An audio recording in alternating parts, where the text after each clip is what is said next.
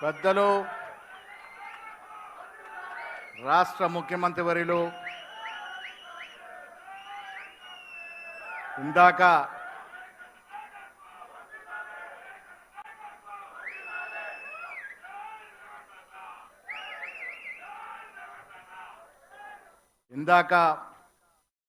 ముఖ్యమంత్రి గారు ప్రసంగించిన తీరు, ఆ తీరుతోనే మనం అధికారంలోకి వచ్చామన్నట్టు మాట మీరు గుర్తు చేసుకోవాలి.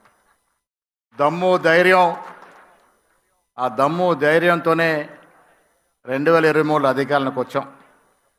పెద్దలు ముఖ్యమంత్రి రేవంత్ రెడ్డి గారు, నేను చాలా సందర్భాల్లో దుర్గామాతగా పోలిస్తూ ఉంటాను. మా మేడం దీపాదాస్ మున్షి గారు, ఏఐసిసి కార్యదర్శులు విశ్వనాథ్ గారు, కొత్తగా నియమితులైన కార్యదర్శి విశ్వనాథ్ గారు, గౌరవనీయులు పెద్దలు మాజీ పిసిసి అధ్యక్షులు ఉత్తమ్ కుమార్ రెడ్డి గారు, పెద్దలు గౌరవనీయులు దామోదర్ రాజనరసింహ గారు, కోమటిరెడ్డి వెంకటరెడ్డి గారు, పొన్నం ప్రభాకర్ గారు, పొంగులేటి సుధాకర్ రెడ్డి గారు, పొంగులేటి శ్రీనివాసరెడ్డి గారు, జూపల్లి కృష్ణారావు గారు, సీతక్క గారు, సూర్యకక్క గారు, పెద్దలు గౌరవనీయులు తుమ్మల నాగేశ్వరరావు గారు, సిడబ్ల్యూసి సభ్యులు వంశచంద్రరెడ్డి గారు, పెద్దలు గౌరవనీయులు సిడబ్ల్యూ సభ్యులు కొప్పుల రాజు గారు, చిన్నారెడ్డి గారు, ప్రభుత్వ సలహాదారులు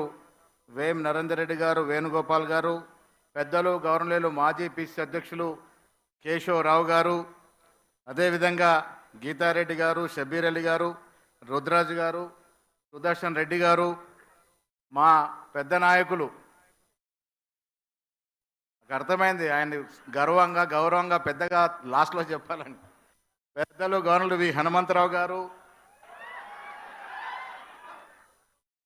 వేదిక పైనటువంటి అజరుద్దీన్ గారు, చిన్నారెడ్డి గారు, ఇప్పటిదాకా మాట్లాడిపోయినటువంటి బట్టి విక్రమార్క గారు, గౌరవ కౌన్సిల్ సిఎల్పి నాయకులు జీవన్ రెడ్డి గారు, ఎమ్మెల్యేలు, ఎమ్మెల్సీలు, ఎంపీలు, ముఖ్యంగా డిసిసి అధ్యక్షులు, మానుబంధ సంఘాలు యూత్ కాంగ్రెస్ శివసేనారెడ్డి గారు, ఎన్ఎస్ఏ వెంకట్ గారు, మహిళా కాంగ్రెస్ సునీత గారు, సేవాదల్ జితేందర్ గారు, పిసిసి కార్యవర్గ సభ్యులు నా మిత్రులు సుఖ్మిందర్ సంధు గారు, ఏఎస్సి కార్యదర్శి మహేష్ గారు, వేదిక పైన ఎవరినైనా మర్చిపోతే బలరాం నాయక్ గారు, ఇంకెవరన్నా మర్చిపోతే కూడా క్షమించాలి. వేదిక పైన పెద్దలందరికీ, వేదిక మీద కింద ఉన్నటువంటి కార్యకర్తలందరికీ కూడా నమస్కారాలు.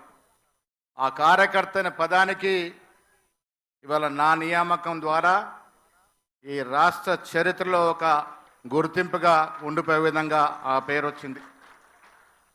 గాంధీ భవన్ అంటే మాకు దేవాలయంతో సమానం. అందులో మా కార్యకర్తలందరూ మాకు దేవుళ్ళు, సోనియా గాంధీ గారు మాకు దేవత.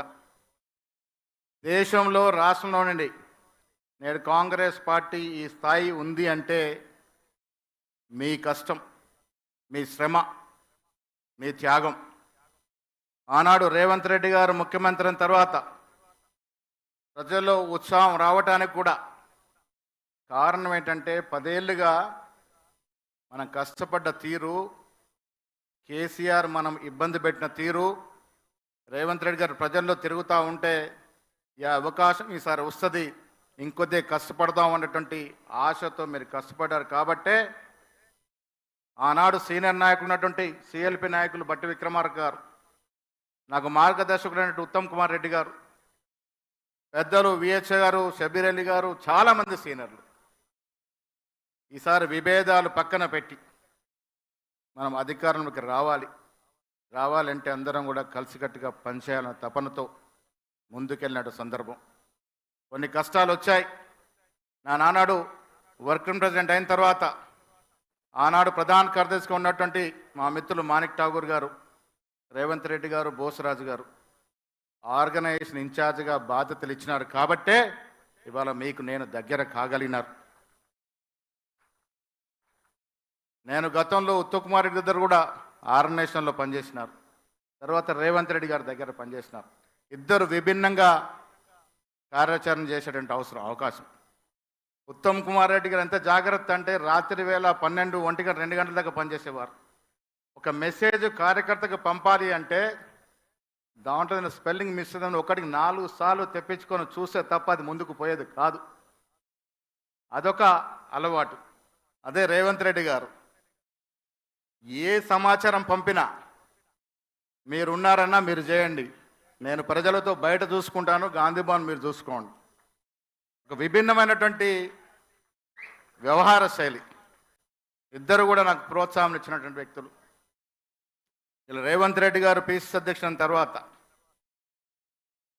వర్కింగ్ ప్రెసిడెంట్కి ఇచ్చినటువంటి స్వాతంత్రం, స్వేచ్ఛ, దానివల్లే ఈ కార్యక్రమం ముందు సాగినాయి.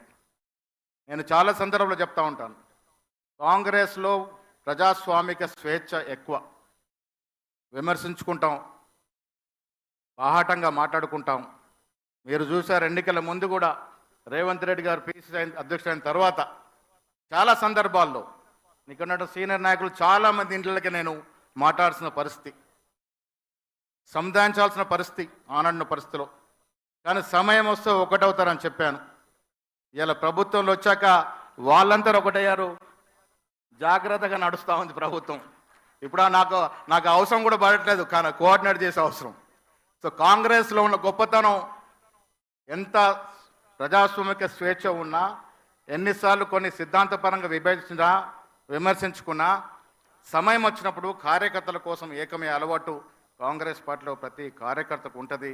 ఆ అలవాటు వల్లే ఎన్నికలకు ముందు ఇక్కడ కూర్చున్న పెద్ద నాయకులంతా ఏకతాటిగా ఆనాడు పిసిసి అధ్యక్షుడు రేవంత్ రెడ్డి గారు, భట్టి గారు సిఎల్పి నాయకుడిగా, సీనియర్ నాయకులుగా ఉత్తమ్ కుమార్ రెడ్డి గారు, విహెచ్ గారు, దామన్న గారు అందరూ కూడా కలిసికట్టుగా ముందుకు పోయినాం కాబట్టే ప్రజలు మనం నమ్మినారు. ఎస్, కాంగ్రెస్ ఐక్యంగా ఉంటే వీళ్ళకి దీటైన పార్టీ రాష్ట్రంలో లేదు అని నమ్మినారు కాబట్టే మనకు అధికారం కట్టబెట్టినారనే మాట మనం చేస్తా ఉన్నాను. అధికారం వచ్చిన తర్వాత చాలా విషయాల్లో కార్యక్రమాలు తీసుకోవాల్సిన అవసరం ఉన్నది.